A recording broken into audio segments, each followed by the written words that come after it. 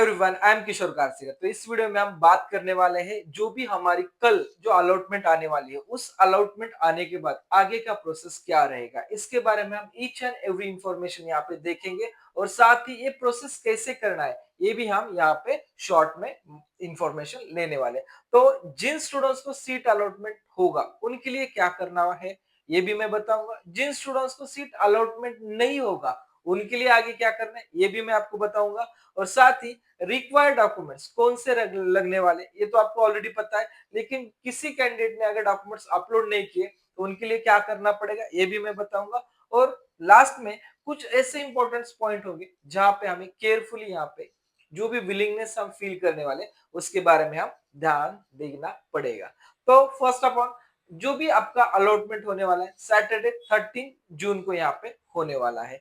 और जो अलॉटमेंट आपका होगा, अलॉटमेंट होने के बाद आपको online reporting, fees payment, document uploading and response by the candidate any curies. अगर आपने ये सब प्रोसेस करने के बाद इनकेस आपके वेरिफिकेशन में कुछ क्यूरी जनरेट हो जाती है उसके लिए आपको आगे क्या करना है ये सभी की इंफॉर्मेशन इस वीडियो में देने वाला हो। और साथ ही अलॉटमेंट हो जाने के बाद आपको ये सब प्रोसेस करने के लिए जो भी लास्ट दिन आपका डे रहने वाला है वो है आपका फ्राइडे 26, यानी कि फ्राइडे 26 तक आपको डॉक्यूमेंट्स, फीस पेमेंट और जो भी आपका वेरिफिकेशन स्टेटस है वो केयरफुली आपको देखना और करना पड़ेगा।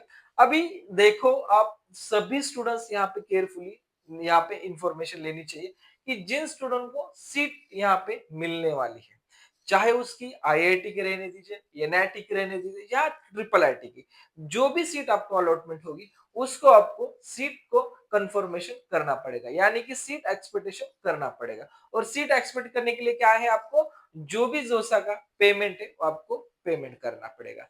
जिन स्टूडेंट्स ने ऑलरेडी डॉक्यूमेंट्स अपलोडिंग किए हैं उनके लिए यहाँ पे फिर से वो डॉक्यूमेंट्स अपलोड करने की जरूरत नहीं है। जिन स्टूडेंट्स ने नहीं की उनको ही यहाँ पे डॉक्यूमेंट्स अपलोड करने हैं। और बाद में जो भी ऑप्शन है आपके फ्रीज, फ्लोट और स्लाइड, इसको आपको चॉइस करना है। वन बाय वन हर एक का मैं आपको मीन और जो भी प्रोसेस है वो बताऊंगा। और लास्ट में आपका respond to any verification queries, यानी कि अगर आपके फॉर्म में कुछ क्यूरी जनरेट हो जाती है तो आपको आगे क्या करना पड़ेगा इसके बारे में भी मैं आपको बताऊंगा। तो मेनली जो भी सीट एक्सपेक्टेशन फीस है वो तो आप सभी को पता है, फिर भी एक बार मैं रिपीट करता हूँ। अगर आपकी कैटेगरी मान लीजिए एससी एसटी पीडब्ल्यूडी से है तो आपको 15,000 यहाँ पे पेड करना पड़ेगा, सीट एक्सपेक्टेशन का 15,000 पेड करना पड़ेगा। अगर आपकी कैटेगरी ओपन है तो आपको 30,000 यहाँ पे पेड करना पड़ेगा। तो यहाँ पे कुछ स्टूडेंट्स के कुछ क्वेश्चन आए थे, अगर मुझे ये फीस पेड नहीं करना तो मैं अगर पेड नहीं की तो आगे क्या होगा, तो मैं आपको सबको क्लियर करूंगा। अगर आपने ये फीस अगर पेड नहीं करते हो आप तो आगे वाला जो भी राउंड प्रोसेस है उससे आप टोटली बाहर हो जाओगे, यानी कि फर्दर जो भी दूसरा काउंसलिंग होने वाली है उसमें आपका कोई भी पार्टिसिपेशन नहीं रहने वाला। तो बेटर से आपको अगर अगले राउंड में कुछ मिलेगा या आपको बेटर चॉइसेस आपने अगर फील किए तो आपको एक्सपेक्टेशन है कि मेरा बेटरमेंट आगे भी हो सकता है, तो उस कंडीशन में आपको फीस कंपलसरी पेड करनी है, तो ही आपको जो सीट मिली है वो आपकी सिक्योर हो जाएगी और आगे आप काउंसलिंग प्रोसेस में जा सकोगे। इनकेस किसी ने फीस पेड नहीं किया तो आपकी काउंसलिंग यहीं पे खत्म हो जाएगी। ये सबसे इंपॉर्टेंट पार्ट है, ठीक है। नेक्स्ट है candidate must upload required document. In case किसी कैंडिडेट ने फीस पेड किया और जो डॉक्यूमेंट्स अपलोडिंग है वो अपलोड नहीं किया, उसका वेरिफिकेशन नहीं हुआ, तो भी आपका जो मिला वाला सीट है वो डेफिनेटली कैंसिल हो जाएगा। इसके लिए आपको 10th का मार्कशीट, उसमें आपका डेट ऑफ बर्थ मेंशन होना चाहिए। इनकेस आपका सीबीएसई वाला है तो ओनली 10th मार्कशीट लगेगा। इनकेस आपका स्टेट बोर्ड का मार्कशीट है तो उसके साथ ही आपको सनद बोल के एक ऑप्शन रहेगा या बोर्ड सर्टिफिकेट बोल के ऑप्शन रहेगा, वो आपको साथ में लगाना है। साथ ही आपका 12th का मार्कशीट लगेगा। साथ ही आपने अगर कैटेगरी से फॉर्म भरा है या कैटेगरी सीट आपको अलॉट हो चुकी है तो आपको कैटेगरी सर्टिफिकेट लगेगा, बाद में मेडिकल फिटनेस सर्टिफिकेट लगेगा और स्टेट ऑफ एलिजिबिलिटी के लिए आपका जो भी 12th का मार्कशीट है वो आप यहाँ पे अपलोड कर सकते हैं। और ये सभी प्रोसेस करने के बाद आपको अपनी लॉगिन में हर 4 घंटे 5 घंटे बाद जाके चेक करना है कि मेरा यहाँ पे verification status verified and successful आ चुका है या नहीं, या मेरा जो स्टेटस है एप्लीकेशन का वो अंडर प्रोसेस है। ये आपको केयरफुली देखना पड़ेगा, क्योंकि बहुत बार ऐसा होता है कि आपके कुछ डॉक्यूमेंट्स में कुछ प्रॉब्लम है, तो आपको ये जो आपका डिस्क्रिप्शन है वो जनरेट हो जाती है और आपका वेरिफिकेशन स्टेटस कंप्लीट नहीं हो पाता। तो इन केस अगर आपका फॉर्म में ऐसा कुछ आ रहा है तो आपको सॉल्व करना पड़ेगा। ठीक है, तो आपको जब अलॉटमेंट हो जाएगा तो आपको फर्स्ट फीस पेड करना है, उसके बाद जो भी डॉक्यूमेंट्स हो सब आपको अपलोड करने हैं, और सब करने के बाद आपका काम खत्म हुआ क्या? नहीं, लास्ट में आपको देखना है कि मेरा सीट यहाँ पे वेरीफाई हो चुका है या मेरा कुछ क्यूरेसी आ रही है यहाँ पे। तो ये देख के आपको प्रोसेस करना है। ठीक है, तो बाद में देखेंगे हम फ्रीज, फ्लोट और स्लाइड ये क्या होता है। ठीक है, तो देखा जाए जिन स्टूडेंट्स ने जो भी ऑप्शंस यहाँ पे फिल किए, जो भी ब्रांच फिल किए, उसमें से अगर उस स्टूडेंट्स को कोई अच्छा कॉलेज या अच्छी ब्रांच मिल जाती है, तो उस केस में स्टूडेंट्स जो भी अपना ऑप्शन है वो फ्रीज कर सकता है। ठीक है, अगर जो फील किया है उसमें से मुझे अच्छा लगा, और चाहे कॉलेज रहने दीजिए या ब्रांच रहने दे, और मुझे आगे प्रोसेस में पार्टिसिपेट करना ही नहीं, तो आप उस ऑप्शन को फ्रीज कर सकते हैं। फ्रीज करने के बाद आप आगे जो राउंड होने वाले उसमें पार्टिसिपेट नहीं कर सकते, यानी कि फ्रीज करने के बाद आपका ये प्रोसेस यहाँ पे खत्म हो जाएगा।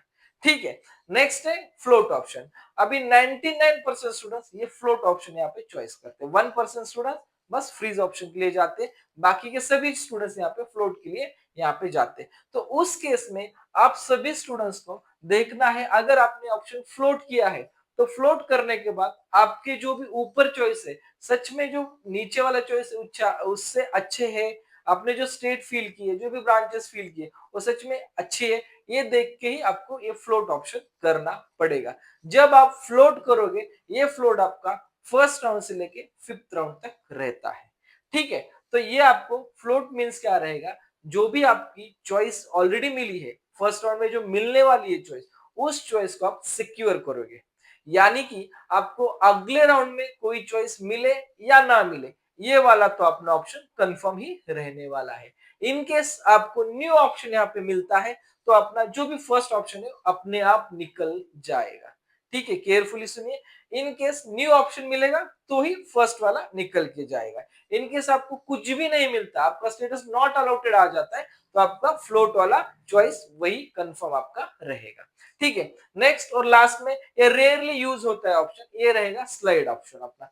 स्लाइड मींस क्या है कि एक कॉलेज की, मान लीजिए आपने आईआईटी बॉम्बे में सीएस भरा है, आईटी भरा है, मैकेनिकल भरा है, ईसी भरा है, इलेक्ट्रिकल भरा है, इतने सारे आपने अगर ब्रांच भरी है और आपका नंबर लगा है सिविल को, ठीक है, यानी कि जो भी ब्रांच भरी है उसमें से जो भी लास्ट ऑप्शन है उसमें से आपका नंबर लग चुका है सिविल को, अगर आपको उसी कॉलेज में अगर बेटर ब्रांच चाहिए तो आपको यहाँ पे स्लाइड करना पड़ेगा, यानी कि मुझे आईआईटी बॉम्बे ही चाहिए और आईआईटी बॉम्बे में मुझे जो सबसे लास्ट में ब्रांच मिली है सिविल, उसको मुझे अपग्रेड करना है, तो ही उसी केस में आप यहाँ पे स्लाइड ऑप्शन चूज कर सकते हैं। यानी कि सेम कॉलेज में मुझे बस वही ब्रांच चाहिए, यानी कि एक ही कॉलेज में मुझे ट्राई करना है, बाकी के जो दूसरे कॉलेजेस है उसमें मुझे कुछ ट्राई नहीं करना, इस केस में आप यहाँ पे स्लाइड कर सकते हैं।